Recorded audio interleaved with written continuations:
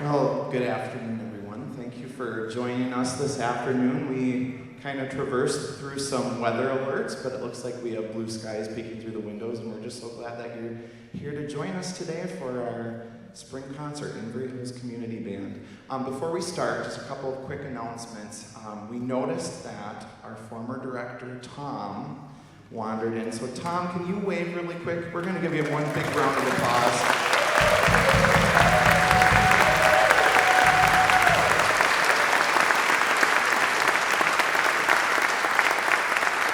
This is a very, very special concert for us. This is sort of a passing of the baton, so to speak. So Tom, after 23 years as our band director, retired after our December concert, and we're very excited to welcome Doug Hart as our new director. And so I'm going to move forward here and also mention that we forgot, a name out of the program. So we'd also like to welcome a guest musician with us this afternoon, Henry Stein on tenor sax. So thanks for being here tonight. All right, so our first piece this afternoon. This piece is called American Overture for Band, and it was written by Joseph W. Jenkins. This work, commissioned for the United States Army Field Band and dedicated to Chester E. Whiting, is a standout in the concert band repertoire. Jenkins' use of neo-modal harmony, especially the Lydian mode and the Mixolydian mode, gives the piece its distinctive, open, and uniquely American sound. Though it evokes the spirit of folk music, Jenkins deliberately avoids quoting actual tunes, instead crafting original material that feels familiar yet fresh. The loose sonata form structure allows for flexibility and continuous development, while the technical demands, particularly for the horn section, add brilliance and excitement. It's especially notable that this was Jenkins' first band composition, yet it became his most enduring and widely performed work, American Overture for Band.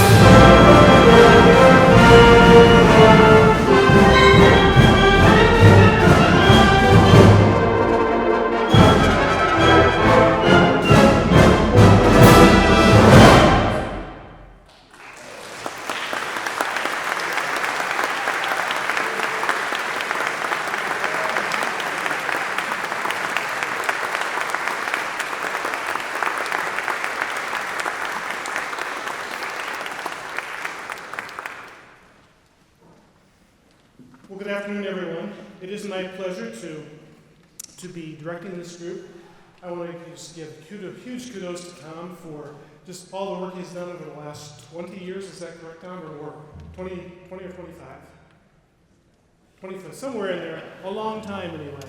So thank you for just handing over the reins to such a magnificent group in front of you. So my name is Doug Hart. I recently retired at the end of the last school year from Egan High School. I told the band right before we kind of finished our warm-ups, I said, a year ago, I was pretty confident that was my last concert that I would ever conduct. And I was fine with that. But never say never, correct? So anyway, that was American Overture, and well, let's give another round of applause for those French glories and the rest of the band as well.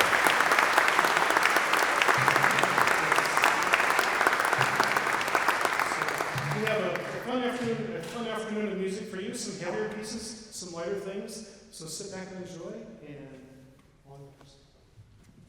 Okay, our next piece is October by Eric Whitaker. October was commissioned by a consortium of 30 high school bands from Nebraska. The composer writes, "October is my favorite month. Something about the crisp autumn air and the subtle changes in light always makes me a little sentimental. And as I started to sketch, I felt that same quiet beauty in the writing. The simple pastoral melodies and subsequent harmonies are inspired by the great English romantics like Vaughan Williams and Elgar. I felt that this style was also perfectly suited to capture the natural and pastoral soul of the season." October by Eric Whitaker.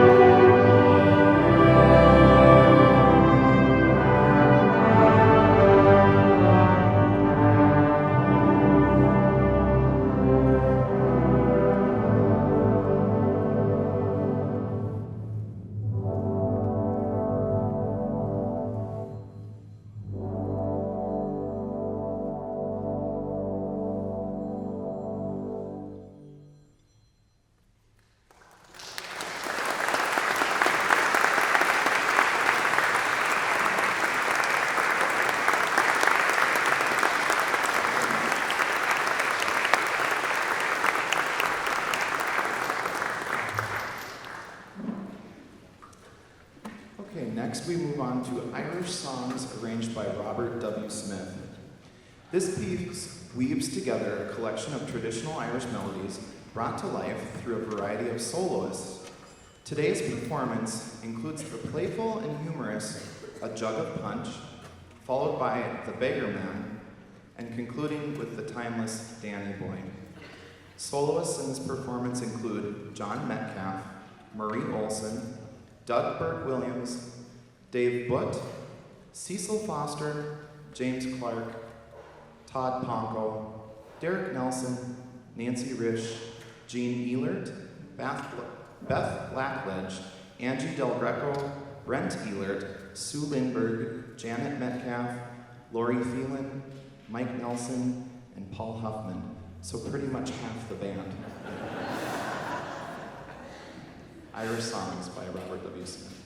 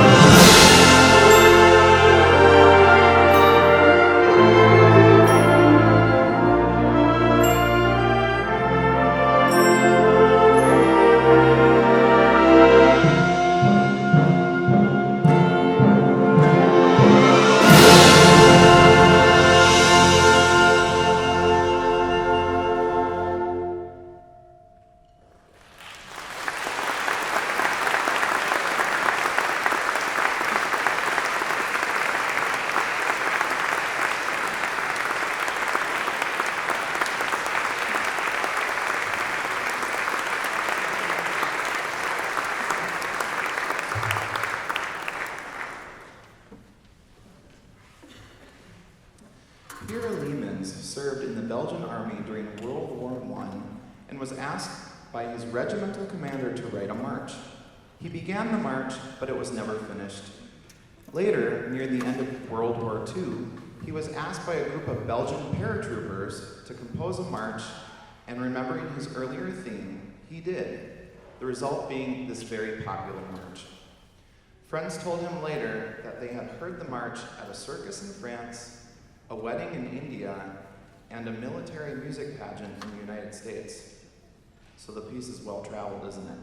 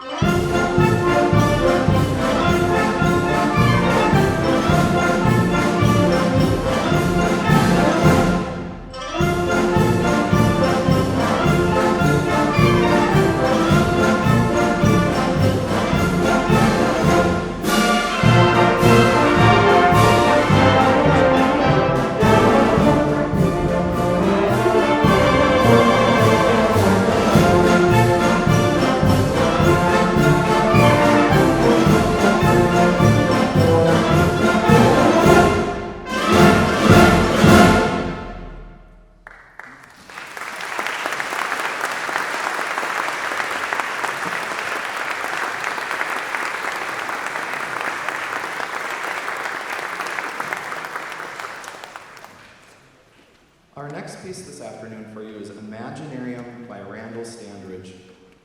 This imaginative concert band work serves as a musical exploration of the creative process. Standridge paints a vivid, almost cinematic journey through the mind of an artist, structured in 4 connected sections. Sparks, the initial flash of inspiration, where ideas begin to take shape. The Cloud Factory, a dreamlike state of limitless imagination and possibility. Here, there be monsters, the darker moment of doubt and anxiety that challenges creation. And finally, Eureka, the triumphant realization where the idea comes fully to life. A brief return to Sparks ties the journey together before the final breakthrough, reinforcing the cyclical nature of creativity. At its core, Imaginarium is both playful and profound, a tribute to dreamers and creators who push beyond what is visible, embracing imagination as a force for change.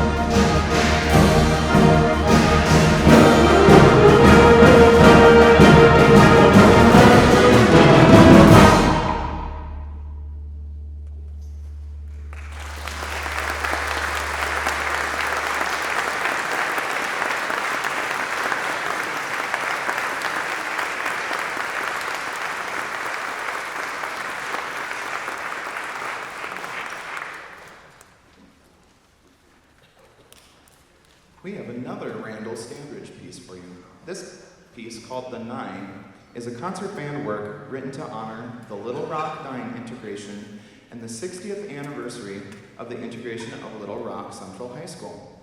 It features the original spiritual Show Me the Light, which becomes the emotional core of the piece. Set against aggressive, chaotic musical forces that represent opposition before ultimately returning in a powerful, triumphant form. The Nine features a vocal solo, and I'm really honored and humbled to be singing that today with this awesome band.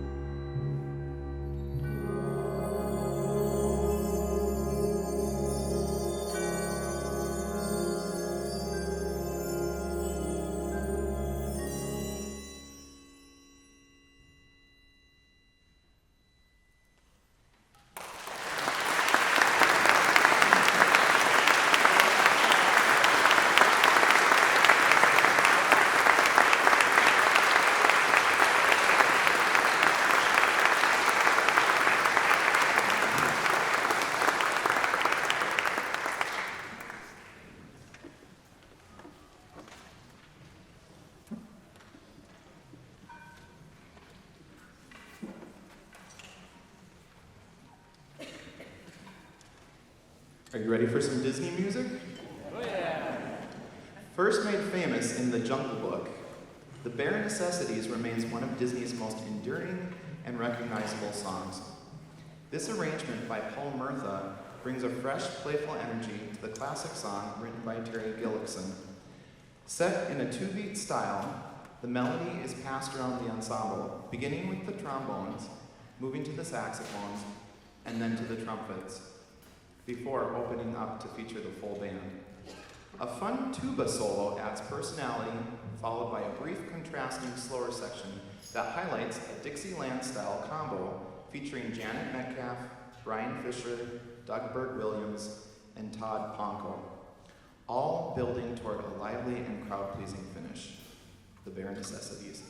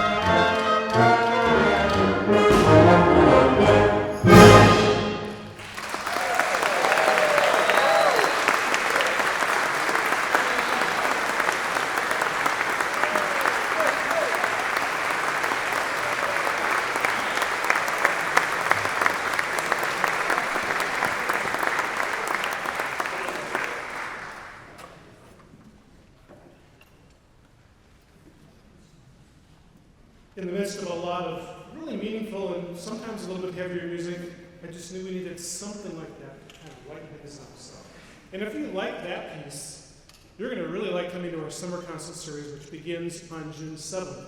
So our summer pops, we have a combination of, I believe, six or seven concerts. And those concerts, you can find in the yellow sheet that's in your program. The dates and the locations are all there. So we would love to see you out this summer and just more of that style of music this summer. So again, thank you for coming. We really appreciate you being here and supporting us as we move forward. All right. Yes, thank you for coming. Just one more quick announcement before we do the narration for the final piece here. There will be some friends, good friends of mine, stationed out in the lobby after the concert with some buckets. We're taking a free will offering for this concert. Kind of goes to pay for things like new music for us. We need to hire rental trucks to get all of our equipment here, so anything you can give helps out. There's also a QR code in your program if you feel led to give that way. So, thank you so much for being here. Alleluia Laudamus Te by Alfred Reed is a work that is often characterized as a hymn of praise without words.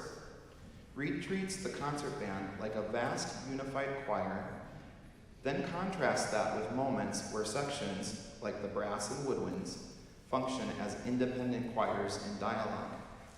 There are three primary musical ideas that are the backbone of this piece. The first is a broad, majestic brass chorale that establishes the grand reverent tone. The second is a lyrical flowing melody in horns and woodwinds that provide contrast and warmth. And finally, a quasi-fanfare motif introduced by trumpets, which grows and spreads, driving momentum and excitement. As the piece unfolds, Reed skillfully develops and interweaves these elements, creating a sense of continuous praise and forward motion. This piece features Jim Jordan on the organ, and it provides a powerful and fitting conclusion to today's performance.